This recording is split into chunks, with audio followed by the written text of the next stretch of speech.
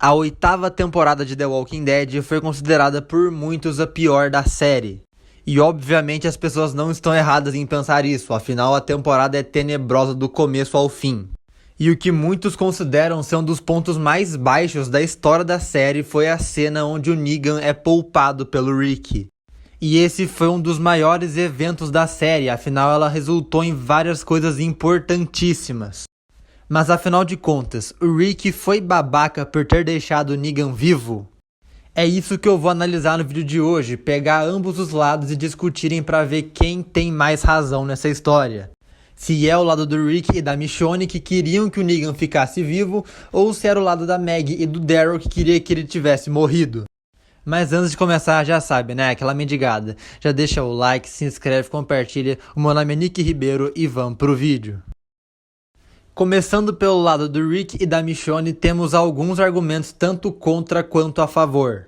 Para começar, que a famosa frase "minha misericórdia prevalece sobre a minha ira" não é gratuita nem forçada. A oitava temporada inteira foi desenvolvida pelo perdão. E existem vários momentos que mostram o Rick percebendo que nem tudo é só matar. Existem coisas boas no mundo e o futuro é garantido a partir delas. A misericórdia é um tema muito abordado na filosofia por inúmeros pensadores, como Aristóteles, Nietzsche, São Tomás de Aquino e por aí vai. E para muita gente é isso que define uma pessoa boa, alguém que tenha misericórdia até do pior inimigo dela. Agora a gente chega no argumento mais importante desse lado, a morte do Carl, já que ele morreu defendendo que o Negan merecia sim uma segunda chance.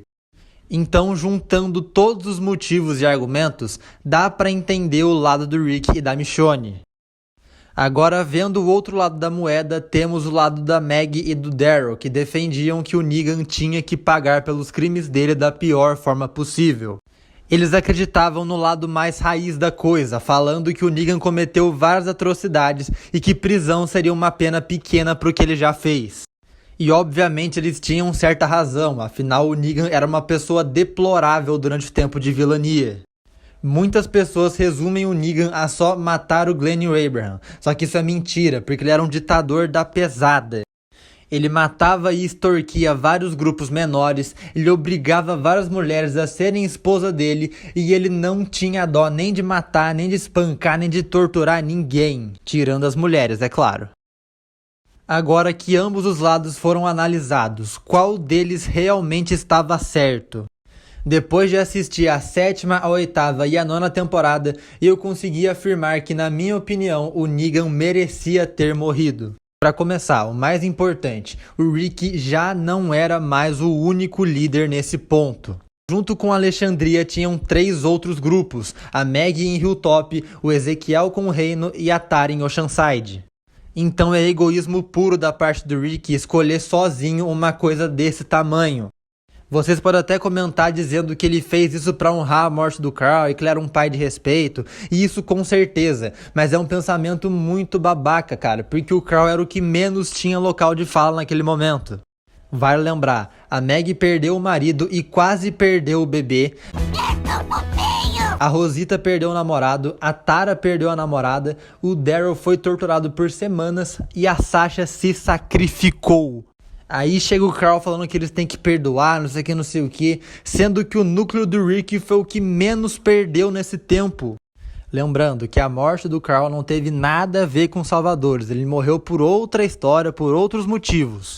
E além do Rick ter sido puramente egoísta, ele ainda por cima mentiu pra todo mundo. Já que no episódio final da oitava temporada é mostrado que todo mundo estava de acordo de que o Negan iria morrer, só que chegou na hora e o Rick deu pra trás. Em um certo ponto, a Michonne usa um argumento com a Maggie que eu considero deveras sujo.